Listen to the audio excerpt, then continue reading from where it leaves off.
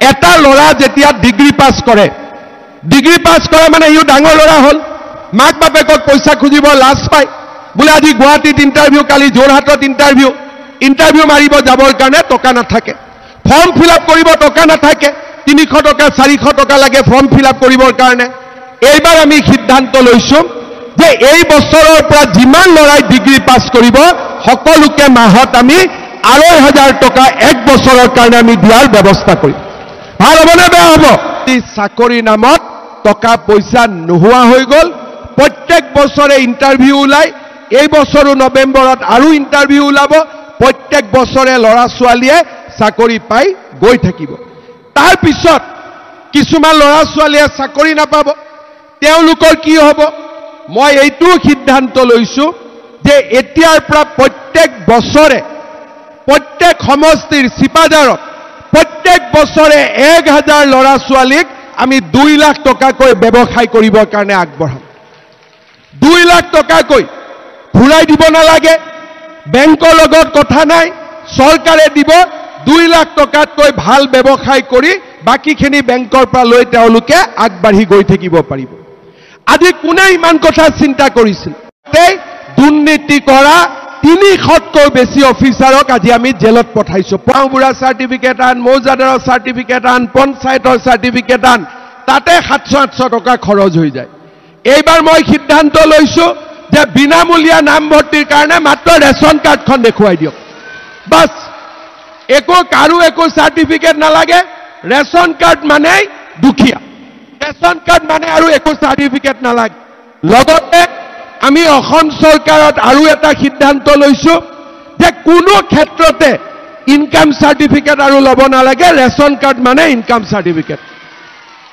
ভাল হ'ব না বেয়া হ'ব একদম মনৰ পৰা কও ভাল হ'ব না বেয়া হ'ব হ'ব এতিয়া আৰু এটা কথা মই আপোনালোকক ক'ব খুজিছো আমাৰ সকলোৰে মনত ইচ্ছা যে পিএমৱাই ঘৰ এটা আমি পাব লাগে হয় না নহয় ইচ্ছা লাগে না নাই এটা মহিলাসকলে কয় পোৱা নাই পোৱা কিয় পোৱা নাই আগতে জিঅ' টেগিং কৰিলে 20000 25000 টকা ঘোষ দিব লাগে এইবাৰ আমি কি কৰিলো যে জিঅ' টেগিং হ'ব জীৱিকা সখী বাইদেউসকলে জিঅ' টেগিং কৰিব কোনেও পইচা ল'ব নোৱাৰিব পইচা লৈছে নেকি এইবাৰ নাই লোৱা এতিয়া যি 2-এগৰাকী এতিয়াও বাদ পৰি গৈছে জিঅ' টেগিং কৰিব পৰা নাই 10 মেৰ পৰা 25 মেলৈকে আমি এনেকুৱা এটা ব্যৱস্থা কৰিম যে নিজৰ জিঅ' টেগিং নিজে কৰি ল'ব পাৰে ভাল হ'ব না বেয়া হ'ব নিজেতো নিজৰ পইচা খাব নোৱাৰে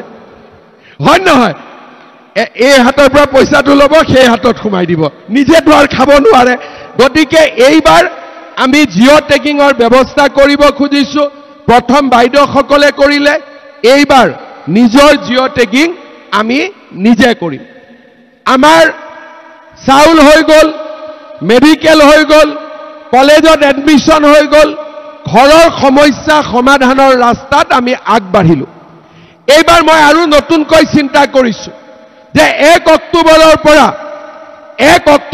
পৰা ৰেচন কাৰ্ডত চাউলৰ লগতে কম দামত আপোনালোকে দালিও পাব নিমখো পাব চেনিও পাব ভাল হ'ব নে বেয়া হ'ব সঁচা কথা কওক লুঙিতকৈ ভাল নে বেয়া লুঙি লাগে নে ৰেচন কাৰ্ডত চাউল দালি কি লাগে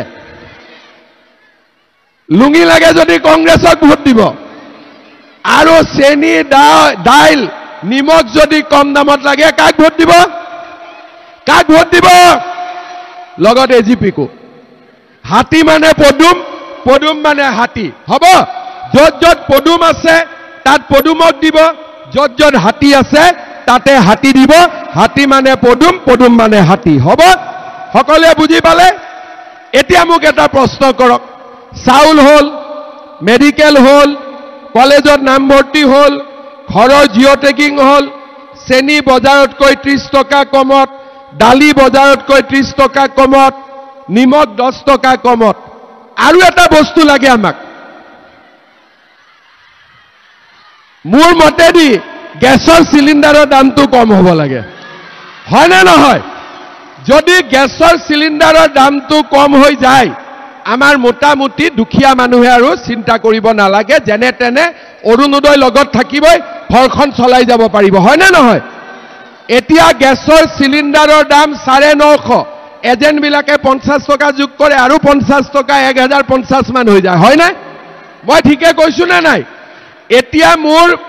এতিয়া মোৰ কথা হ'ল যে আমাৰ গেছৰ দাম যেনে তেনে আমি 650 মান টকালৈকে নামাই দিব লাগে। ভাল হ'ব নে বেয়া হ'ব? এটা ল'ৰা যেতিয়া ডিগ্ৰী পাছ কৰে মানে ইও ডাঙৰ ল'ৰা হ'ল, মাক বাপেকক পইচা খুজিব লাজ পায়, বোলে আজি গুৱাহাটীত ইণ্টাৰভিউ, কালি যোৰহাটত ইণ্টাৰভিউ মাৰিব যাবৰ কাৰণে টকা নাথাকে, ফৰ্ম ফিল আপ কৰিব টকা নাথাকে, 300 টকা 400 টকা লাগে ফৰ্ম ফিল আপ কৰিবৰ কাৰণে। এইবাৰ আমি সিদ্ধান্ত লৈছো যে এই বছৰৰ পৰা যিমান ল'ৰাই ডিগ্ৰী পাছ কৰিব সকলোকে মাহত আমি 2500 টকা এক বছৰৰ কাৰণে আমি দিয়াৰ ব্যৱস্থা কৰিম। ভাল হ'ব নে বেয়া হ'ব? আপোনালোকে চাওক, ক্লাছ 9ত চাইকেল পালে, 10ত 300 টকা মাহত পালে, হায়াৰ ছেকেণ্ডাৰীত নিযুত মইনা পালে আৰু ডিগ্ৰী পাছ কৰি 2500 টকা কৰি মাহত পালে। কংগ্ৰেছৰ দিনত চাকৰি কেনেকৈ হৈছিলে? অংগনবাদী চাকৰি এটাৰ কাৰণেও ল'ৰা ছোৱালীয়ে, বিশেষকৈ ছোৱালীয়ে টকা দিব লাগিছিল। 1 লাখ 1.5 লাখ 50,000 টকা ঘোষ নিদিলে চাকৰি নহৈছিলে। আজি আমি অসমত বিজেপি দল শাসনত অহাৰ পৰা 1.5 লাখ ল'ৰা ছোৱালীক আমি চাকৰি দিলোঁ। চাকৰি নামত মইতো বহু দিনৰ পৰা ৰাজনীতি কৰিছোঁ, কাৰোবাক যদি কয় বেটা 3 লাখ টকা দে হেল্থত চাকৰি এটা দিম, দিবনে নিদিয়ে? দিবনে নাই? চাকৰিৰ কাৰণে পইচা, চাকৰিৰ কাৰণে পইচা লোৱা আটাইতকৈ সহজ। কংগ্ৰেছৰ নেতাবিলাকে যিমান বিল্ডিং বনালে, যিমান গাড়ী কিনিলে, সব চাকৰি টকা। আজি 1.5 লাখ চাকৰি মই দিছোঁ, 1 লাখ কৰি যদি টকা ললোহেঁতেন মোৰ ঘৰত 1500 কোটি টকা জমা হ'লহেঁতেন। কিন্তু বিজেপিৰ দিনত আমি 1.5 লাখ ল'ৰা ছোৱালীক চাকৰি দিছোঁ, এখন তামোল পাণো কাৰোৰ পৰা আমি খোৱা নাই, তাক আজি আমি ক'ব পাৰোঁ। ল'ৰা ছোৱালী ACS পাইছে, পুলিচত চাকৰি পাইছে, হেল্থত চাকৰি পাইছে, এডুকেশ্যনত চাকৰি পাইছে। আজি চাকৰি নামত টকা পইচা নোহোৱা হৈ গ'ল। প্ৰত্যেক বছৰে ইণ্টাৰভিউ ওলায়, এই বছৰো নৱেম্বৰত আৰু ইণ্টাৰভিউ ওলাব। প্ৰত্যেক বছৰে ল'ৰা ছোৱালীয়ে চাকৰি পাই গৈ থাকিব। তাৰ পিছত কিছুমান ল'ৰা ছোৱালীয়ে চাকৰি নাপাব, তেওঁলোকৰ কি হ'ব?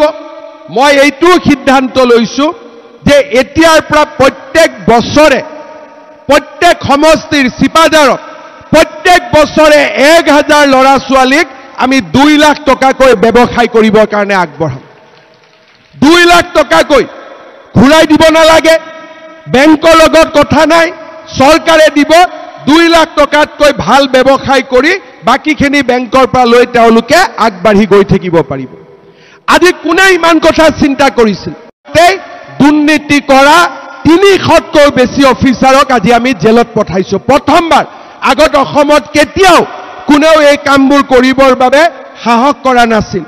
ড্ৰাগছ হওক, আন বেয়া কাম হওক, প্ৰতিটো কামৰ লগত, প্ৰতিটো বেয়া কামৰ লগত আজি আমি যুঁজিছোঁ আৰু অসমখনক এটা নতুন দিগন্তলৈ লৈ যাব চেষ্টা কৰিছোঁ। বিজেপি চৰকাৰ যদি নাথাকিলেহেঁতেন কেতিয়াবা গৰুখুটি খালী হ'লহেঁতেন নেকি? আপোনালোকে কওকচোন, খালী হ'লহেঁতেন কেতিয়াবা? আজি বিজেপি চৰকাৰ থকাৰ কাৰণে অসমৰ চাৰিওফালে সত্ৰ, নামঘৰ সকলোবোৰ আগবাঢ়িছে। 25,000 নামঘৰক আমি মাৰ্চ মাহত 1.5 লাখকৈ টকা দিছোঁ আৰু 25,000 নামঘৰক এই বছৰত আমি আৰু অনুদান আগবঢ়াম।